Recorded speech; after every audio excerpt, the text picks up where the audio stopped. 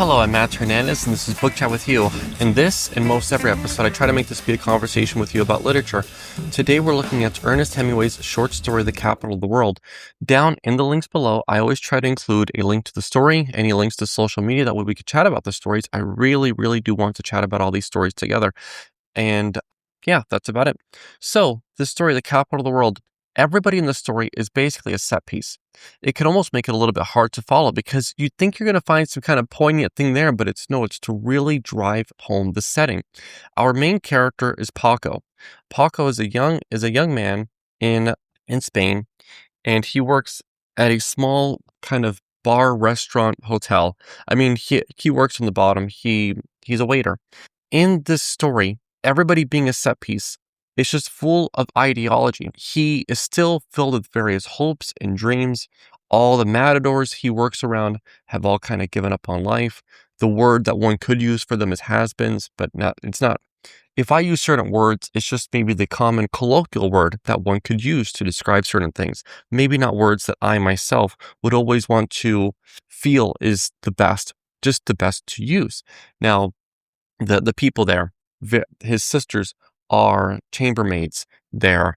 They're older than him. He seems to be the youngest there. There's a few matadors, a few priests, at least one picador. And of everybody there, Paco is probably the youngest. He still has dreams and hopes. He would like to be a matador himself. He'd like to try the sport later on.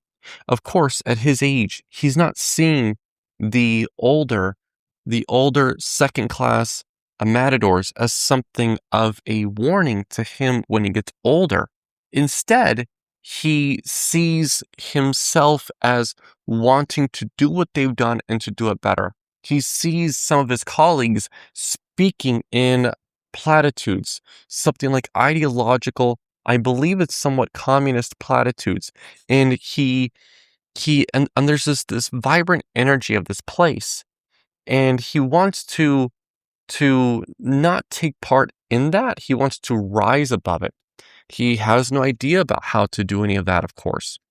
In the end of the story, it ends with the tragedy. It's pretty obvious what I'm hinting at is what the tragedy might be at the end, but it ends with the tragedy, and I'm noticing this with many Hemingway stories, that they end with the tragedy at the end, and I don't know how, Hemingway keeps sort of doing that, but he keeps sort of doing that, right? With some kind of tragedy at the end. So I'm going to read some spots that I've sort of highlighted here and give you some thoughts. It starts right from the first paragraph. But this Paco, who waited on tables in the pension Lorca, had no father to forgive him, nor any father to forgive. He had two older sisters who were chambermaids at the Lorca, who had gotten, so no father to forgive him.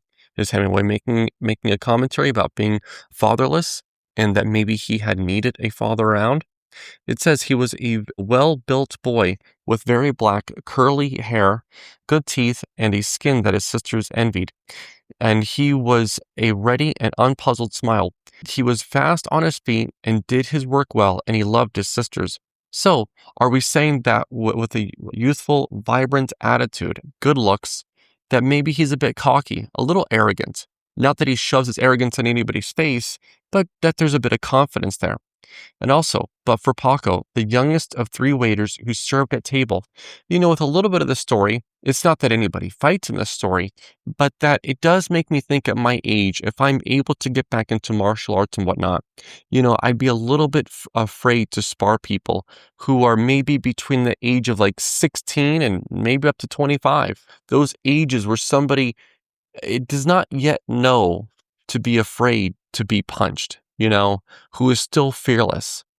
So it says on the next page, the coward had at one time, until he received a peculiar, atrocious horn wound in the lower abdomen from the start of his first season as a full matador, had been exceptionally brave and remarkably skilled, and he still had many of the hardy mannerisms of his days of success. So as I read this, now I see this might actually be a foreshadowing. But nevertheless, it goes on to just describe people. And it's as if you are walking into this bar. You stand there, you look around, and you just wonder where to sit. But there's all these settings, right? All these things in the way, all these people and their busy lives. And you can tell that their busy lives are filled with a lot of the same thing day after day. So, to show you one part that I think also highlights the ideology that runs through this, I'm not saying that communism runs through this story. I'm saying that the idea of ideology, to be so informed of a particular thing and to be so optimistic within that worldview that it brings something utopian through it. So it states, how can there be solidarity of workers with fools like you? Asked the tall waiter. Look, said the second waiter, who was a man of 50, I have worked all my life, and all that remains of my life I must work. There is no complaint against work. To work is normal. Yes, but the lack of work kills. I have always worked, said the older waiter. Go on to the meeting. There is no necessity to stay. You are a good comrade, said the tall waiter, but you lack all ideology. Mejor si me falta eso que el otro, the older waiter said, meaning it is better to lack than work. So you can see this, even the way some of them talk to each other is a little bit in platitudes. We don't see Paco so much engaging in this, but we do see, he's probably absorbing all this around him. And now, once again, I'm not saying a particular political ideology, just the sense of it in general. It says, down in the dining room, the picador sat looking at the priests. If there were women in the room, he stared at them. If there are no women, he would stare with enjoyment at a foreigner, un inglés. But lacking women or strangers, he stared with enjoyment and insolence at the two priests. So, the people there, as much as we might go in there and notice that everyone's kind of a little bit in each other's business, and there's this kind of this continuous motion of a matador flirting with a chambermaid and the picador who tries to find somebody to stare at, somebody whose business he's trying to get into. And there's always a little bit of this commotion going on. So looking below, it says the two priests did not stare back at the picador. One of them was saying, it is 10 days since I have been here to see him, and all day I sit in the antechamber, and he will not receive me. What is there to do? Nothing. What can one do? One cannot go against authority. I have been here for 2 weeks and nothing. I wait, and they will not see me. We are from the abandoned country. When the money runs out, we can return to the abandoned country. What does Madrid care about Galicia? We are a poor province. One understands the action of Brother Basilio. Still, I have no confidence in the integrity of Basilio Alvarez. Madrid is when one learns to understand. Madrid kills Spain. So, still kind of speaking in platitudes. So, I look at this next page and we see this guy, Enrique. He's talking about fear. Paco says, I will not be afraid. So Paco is trying to prove to others how brave he can be. And this decision goes on back and forth a bit between Enrique and Paco. So now we really get to the action.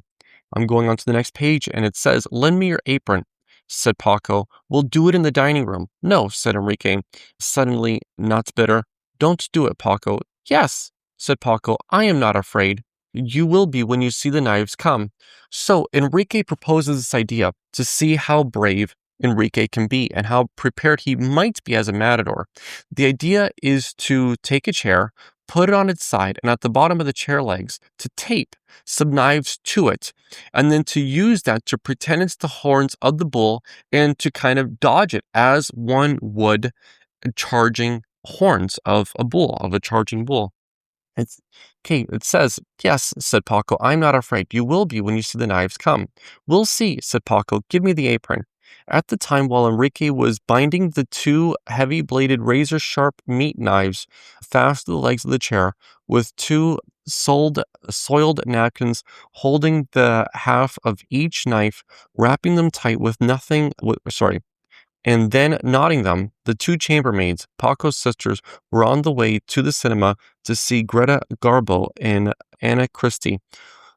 Of these two priests, one of them was sitting in his underwear, reading his breviary, and the other one was wearing a nightshirt and saying the rosary. All the bullfighters, except the one who was ill, had made their evening appearance in the Café Fornos, where the big dark-haired picador was playing billiards. So they're still just painting a setting, but how do they paint the setting? By describing people, which is a little bit interesting to me. All the people here are just set pieces.